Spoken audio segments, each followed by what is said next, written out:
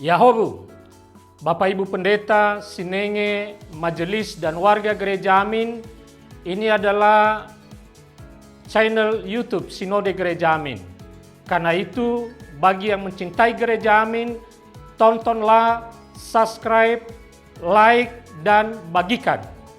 Gereja Amin yang tangguh, mandiri, dan peduli. Tuhan Yesus memberkati.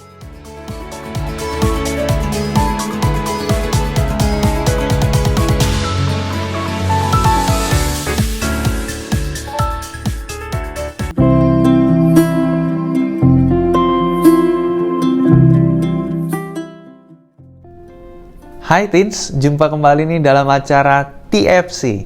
Kali ini kita akan menyimak tulisan Pendeta David Rustandi Surya Sutanto dalam buku renungan Teens for Christ dengan judul Adil dan Beradab.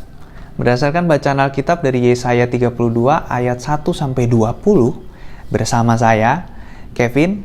Mari terlebih dahulu kita berdoa. Tuhan yang mengasihi kami dan yang kami kasihi, sebentar kami akan menyediakan waktu untuk membaca dan mendengar perenungan sebagian firman-Mu. Pakailah waktu ini ya Tuhan, agar kami dapat menerima, mengerti, bahkan Tuhan mampukan untuk menjadi para pelaku firman itu dalam kehidupan kami masing-masing. Bimbing kami ya Tuhan, dan hanya di dalam Kristus Yesus kami memohon. Amin. Ayat yang jadi pusat perenungan kita adalah dari Yesaya 32 ayat yang pertama nih yang mengatakan begini. Sesungguhnya seorang raja akan memerintah menurut kebenaran dan pemimpin-pemimpin akan memimpin menurut keadilan. Teens, Bruce Wayne adalah orang terkaya di kota Gotham. Dia banyak menginvestasikan uangnya untuk kemajuan kota Gotham agar menjadi kota yang bersih dari kejahatan. Hal itu dia lakukan agar tragedi kematian orang tuanya akibat kriminalitas tidak menimpa orang lain juga. Namun, kota Gotham tetap menjadi kota yang korup dengan tingkat kriminalitas yang tinggi. Hal ini terjadi karena keadilan tidak diterapkan dengan semestinya oleh para penegak hukum. Situasi inilah yang akhirnya membuat Bruce Wayne memutuskan untuk menjadi seorang Batman demi memberantas kejahatan. Sosok Batman menjadi jawaban atas harapan masyarakat Gotham agar kejahatan bisa diberantas berdasarkan keadilan. Dalam bacaan Alkitab kita hari ini, bangsa Israel mengharapkan Mesias yang akan memerintah mereka dengan keadilan.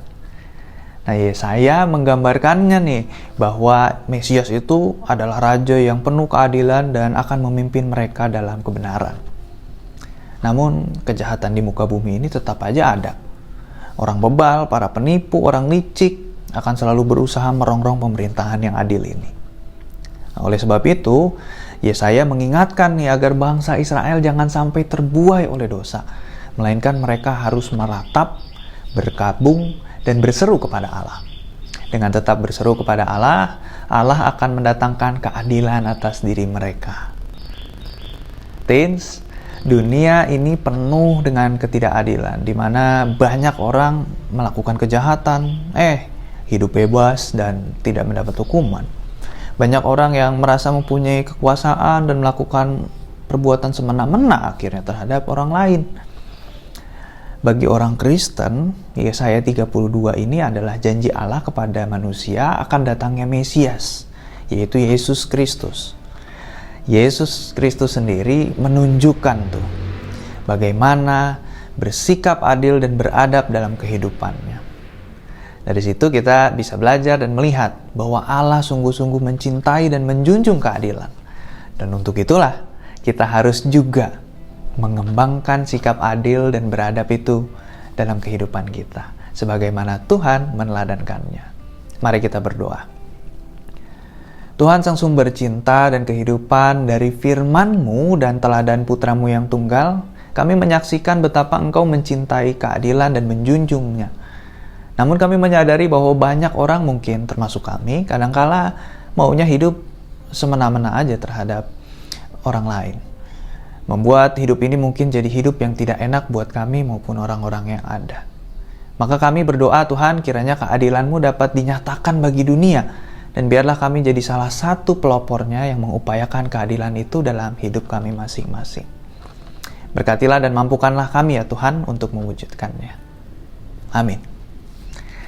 Teens, demikianlah renungan kita kali ini. Jangan lupa ya untuk like dan bagikan juga kepada teman-teman kita yang lain. Tuhan memberkati kita semua.